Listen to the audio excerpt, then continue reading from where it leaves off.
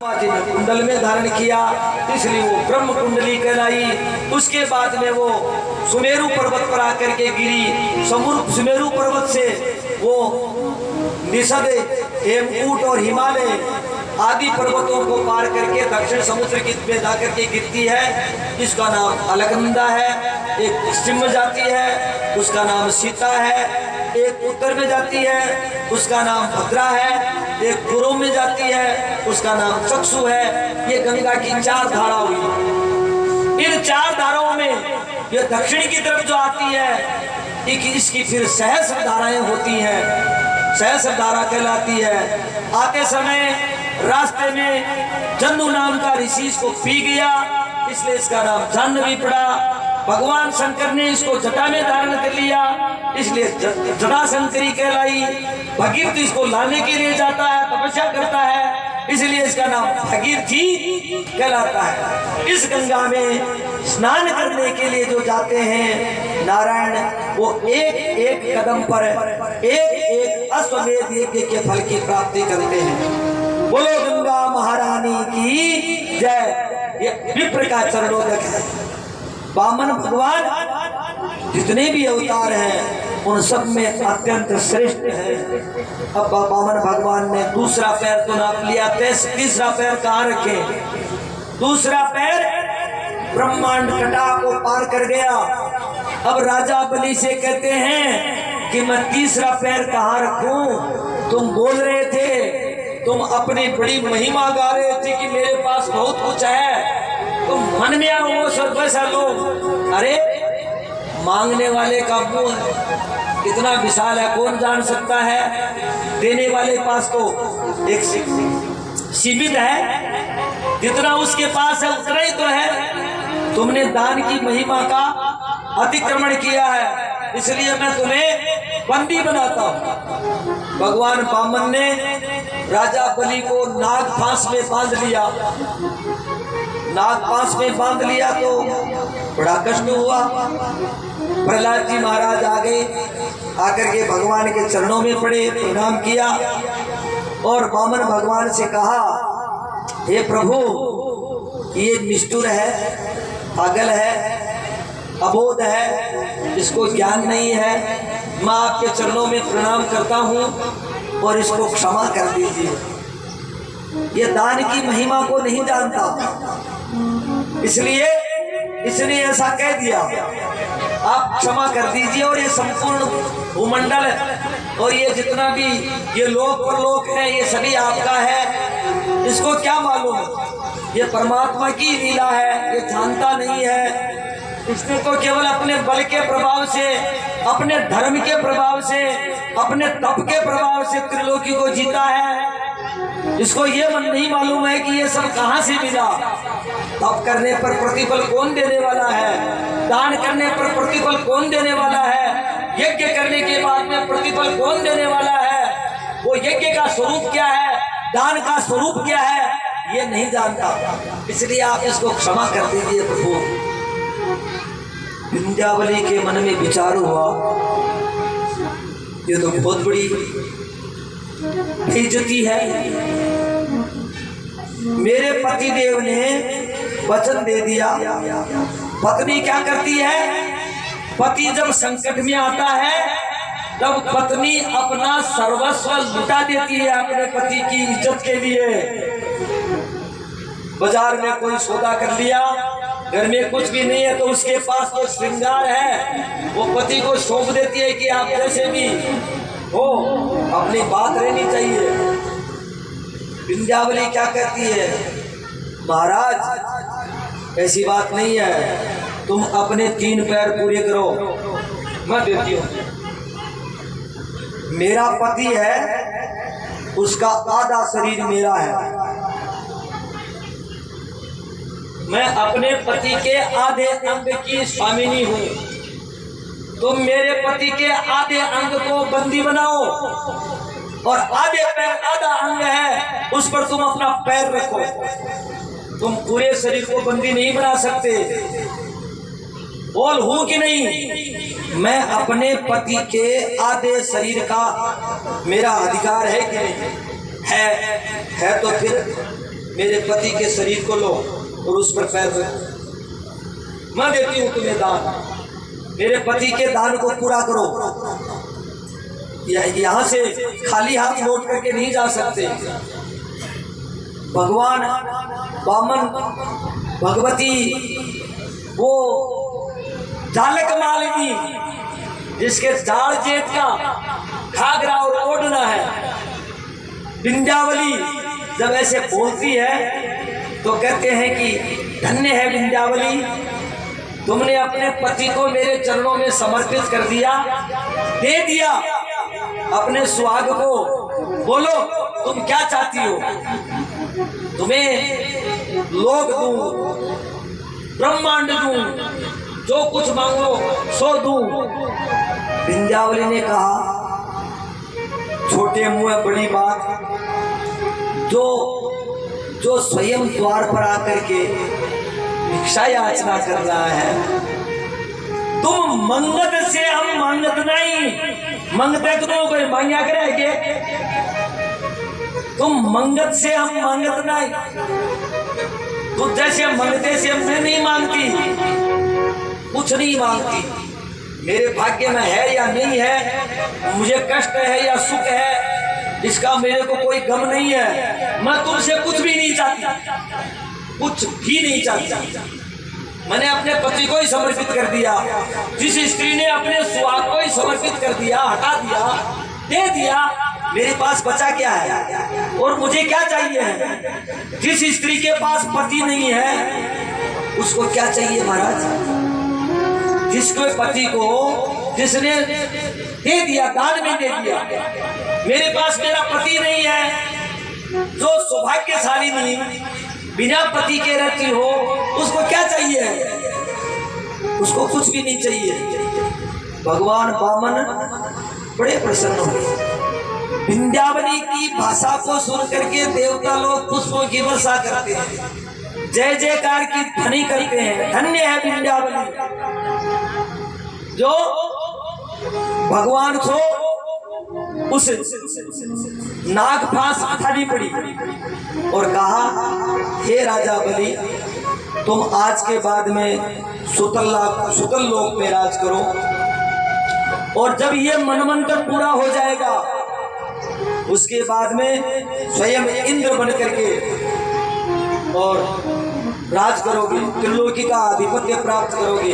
अभी इंद्र का काल खत्म नहीं हुआ है। जब तक इंद्र का काल खत्म नहीं हो जाता तब तक तुम सुतल लोक में रहो, और जब जब मैं अवतार लूंगा तब तब तुम्हें तुम्हारे से आकर के मिलूंगा।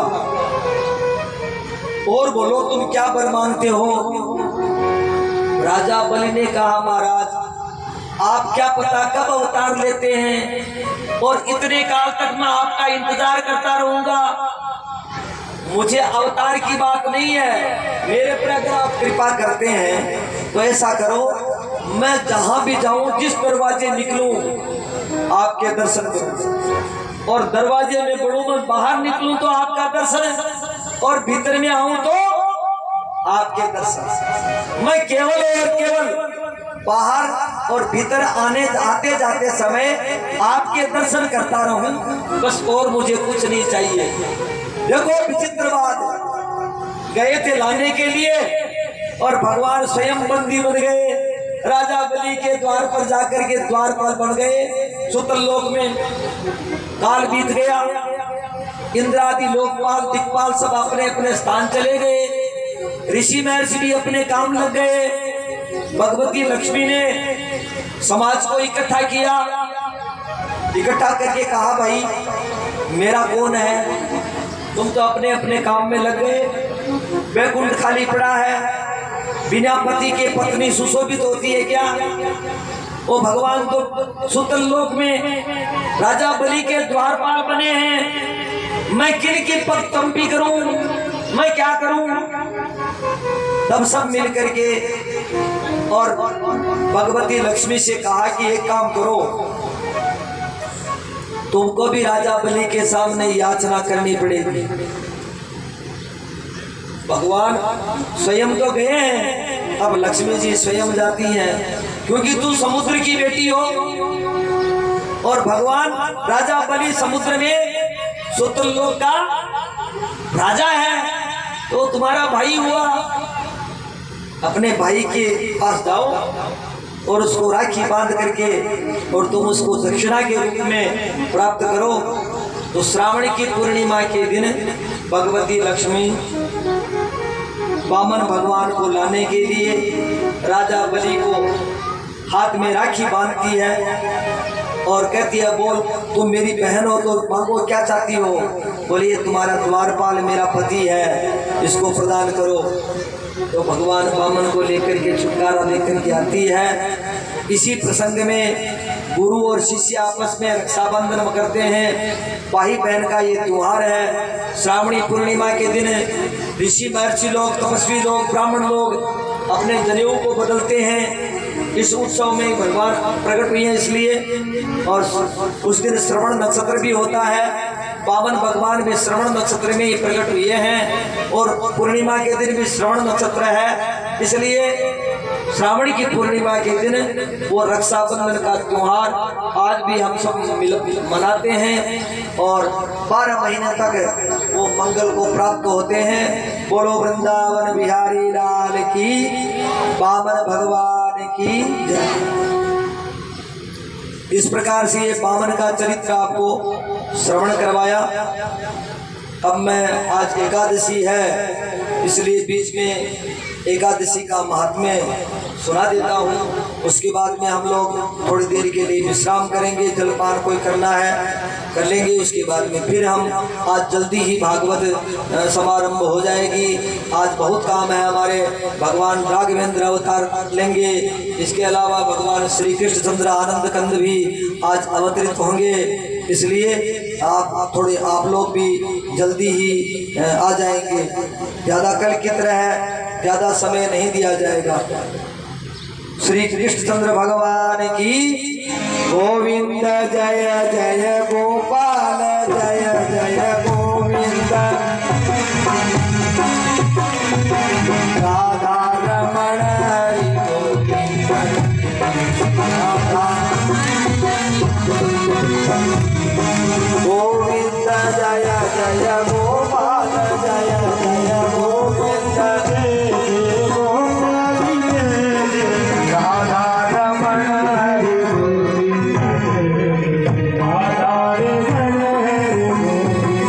वृंदावन बिहारी लाल की जय। युधिष्ठिर उवाच वैशाखस्याशुते पक्षे किन्नाम एकादशी भवेत् महिमानं कपटे मे वासुदेव नमोस्तुते। हे वासुदेव, आपको नमस्कार है। धर्मराज युधिष्ठिर कहते हैं, ये जो वैशाख महीने की कृष्ण पक्ष की एकादशी है, इसका क्या नाम है और इसका क्या महात्म्य है, कृपा करके बताओ। भगवान श्री कृष्ण कहते हैं, सौभाग्यदायिनी राजन ये लोके परित्रज है। ये जो वैशाख कृष्ण पक्ष की एकादशी है, इसका नाम गरुड़ नाम की एकादशी है। ये सौभाग्य को प्रदान करती है, इस लोक में और परलोक में सुख और समृद्धि प्रदान करती है, सब प्रकार के पापों का विनाश करने वाली है। और दुर्भाग्यापि करोते नाम स्त्री सौभाग्यम वाप्नुयात्। दुर्भाग्यशालिनी स्त्री इस एकादशी का व्रत करने से सौभाग्य को प्राप्त करती है। लोकानाम चैव सर्वेषां भुक्तिं मुक्तिं प्रदायिनी, और सब लोगों में भक्ति और मुक्ति को प्रदान करने वाली है। सर्व पापारा, सब प्रकार के पापों को हरने वाली है। गर्भवास है निकंतनी, और गर्भ दुख है उसको दूर करने वाली है। मानदाता स्वर्गतिं गता है। राजा मानदाता वरुथिनी एकादशी के करने से स्वर्ग को प्राप्त हुआ। धुंधुमार स्थान्य राजानो व्यवस्था, बहुत सारे राजा महाराजा धुंधुमार आदि भी इस एकादशी का व्रत करके और सुख और वैकुंठ को प्राप्त हुए हैं। भगवान शंकर के ब्रह्म कपाल हाथ के चिपक गया था। एक बार विष्णु के और ब्रह्मा के आपस में झगड़ा हो गया, तो ब्रह्मा जी महाराज और विष्णु के बीच में झगड़े को मिटने के लिए भगवान शंकर ने अपना स्तंभ खड़ा कर दिया, शिवलिंग खड़ा कर दिया। अब उसको और स्वयं आकर के बोले भाई क्या बात है, तुम डरते क्यों?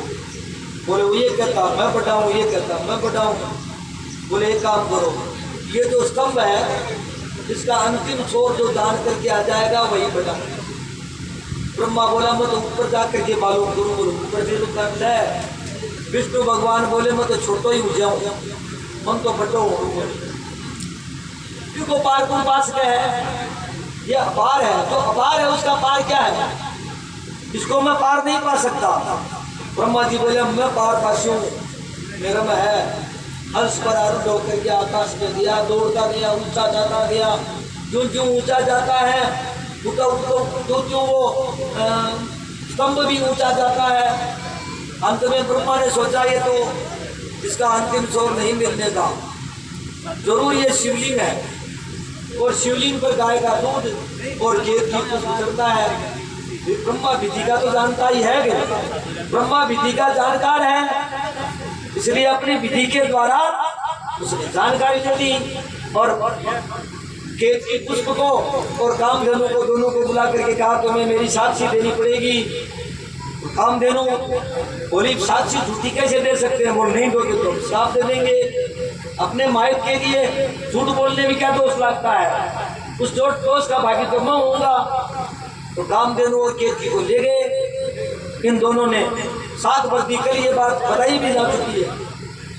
अब क्या हुआ, कामधेनु को भगवान शंकर ने श्राप दे दिया तो झूठ बोलती हो, मिथ्या वचन बोलती हो, तुम्हें तुम्हारी जिह्वा कठोर हो जाए। और केतक को कहा आज के बाद मेरी पूजा में तुम्हारे सुने का ही दोष है। भगवान शंकर के केत की पुष्प नहीं चढ़ता।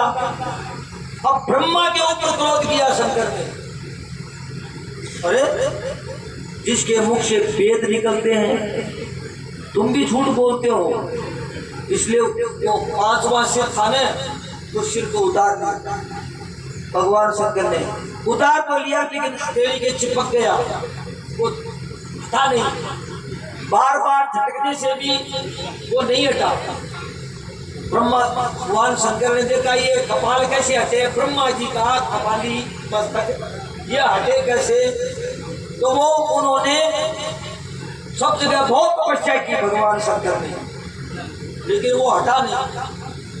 तब वो कपाल पीट गए और कपाल पीट जाकर के तपस्या की। जो आज दधिपति का मंदिर है वहाँ एक कुंड बना हुआ है कपाल पीठ में। राजा मानदाता ने वहाँ यज्ञ भी बहुत बड़ा विशाल किया था और दादीश ब्राह्मणों के द्वारा ही यज्ञ करवाया गया था। उनकी देवी प्रकट रहती थी, देवी साथ साथ ही दर्शन देती थी। मानदाता ने उसके साथ ब्राह्मणों के साथ में अन्याय की और उनको दक्षिणा में पान दे दिया। देखिए कि पान में सोने के ऊपर सोने का पाक में एक एक गांव और एक एक कन्यादान लिख दिया उसमें। तो खाते समय वो सोने का पाक को खसता नहीं, देखा तो उसमें लिखा हुआ है। तो तब से नहीं तो भगवती साथ साथ अपने कुल को दर्शन प्रदान किया करती थी, उसको दधिपति कहते हैं। तो वो कपाल पीठ पर जाकर के तपस्या की। तब आकाशवाणी हुई कि आप एक काम करो, बद्रीनाथ चले जाओ और बद्रीनाथ में जाकर के वरुथनी एकादशी वैशाख कृष्ण पक्ष की एकादशी को व्रत करके और आप भगवती अलकनंदा में स्नान करो और वहाँ इसको छोड़ो। तो वहाँ उसको बाद में भगवान शंकर भी इस एकादशी के दिन ब्रह्म कपाल विमुक्तो बभूव भगवान भव। भगवान शंकर इससे मुक्त हुए। 10 वर्ष सहस्राणी तपस्तपति यो नरः तत्तुल्यं फलमाप्नोति वरुथिनी व्रतादशिवी। 10,000 वर्ष तक तपस्या करते हैं, उतना फल केवल इस वरुथिनी एकादशी के व्रत करने से हो जाता है। शब्दावान शब्दावान होकर के मनुष्य को वरुथिनी एकादशी का व्रत करना चाहिए, जिससे इस लोक में भी और परलोक में वो अपने मनोवांछित फल की प्राप्ति कर लेता है, सब प्रकार के पापों का विनाश कर लेता है। अश्वदानां विपश्रेष्ठ गजदानं विशिष्यते रजनानाथ भूमिदानम तिलदानम तोदिकम। हे राजन, घोड़े के दान से हाथी का दान श्रेष्ठ है, हाथी के दान से भूमि का दान श्रेष्ठ है, भूमि के दान से तिल का दान श्रेष्ठ है, तथा सुवर्ण दानम उससे अधिक सोने का दान श्रेष्ठ है, और अन्नदानम ततोधिकम, और सुवर्ण के दान से भी अधिक भूखे को अन्नदान करने का विशेष महत्व है। और अन्नदाना परम दानम न भूतम न भविष्यति। अन्नदान से बढ़ करके कोई दान न तो हुआ है, नहीं हो सकता है। पितृदेव मनुष्याणाम तृप्ति रंगने न जायते। देवता है, पितृ है, मनुष्य है, जीव जंतु हैं, वो जो भी है वो अन्नदान से, अन्न के खाने से तृप्त होते हैं। प्रोक्तेभ्य सर्वदानेभ्यो विद्यादान विशेष्यते। और इन सब दानों में ऐसा भी कहा गया है कि जितने भी दान बताए हैं उनमें विद्यादान परम श्रेष्ठ है। तत्फलम संवाप्नोति नरः कृत्वा वरूथिनी। उन सब का फल इस वरूथिनी एकादशी के व्रत करने से मिलता है। कन्या विद्येन जीवन्ति, जो नरा पाप वो पाप मोहित है, जो अपनी बेटी का खाने वाले हैं, जिसने भूल में भी अपनी बेटी का खा लिया, समय आ जाता है, समय खिला देता है, कुछ अज्ञान में या मूर्खता में खा जाते हैं, तो कन्या वित्तेन जीवन्ति, ये नरा पाप मोहित है। पाप में मोहित होकर के जो मनुष्य अपनी बेटी के अन्न से जीवित रहते हैं, जीवन धारण करते हैं, देश धरा नरके यान्ति यावत यादवा भूत संक्रमण। वो जब तक कि ये पृथ्वी जलमग्न नहीं हो जाती तब तक वो इस पाप को भोगते हैं। तस्मात् सर्व प्रयत्न न ग्राह्यम कन्या धनम। इसलिए बहुत सारे प्रयत्न करके अपनी बेटी का धन कभी भी भूल में भी नहीं खाना चाहिए, नहीं लेना चाहिए। यश्च घृणाति लोभेन कन्याम कृत्वा च तद्धनम। कोई लोभ के वशीभूत होकर के कन्या का धन खाते हैं या कन्या को बेचते हैं, सो अन्य जन्मनि राजेंद्र ओतुर्भवति निशितम। वो अन्य जन्म में भयंकर दुख को प्राप्त होते हैं, यातना को प्राप्त होती हैं, और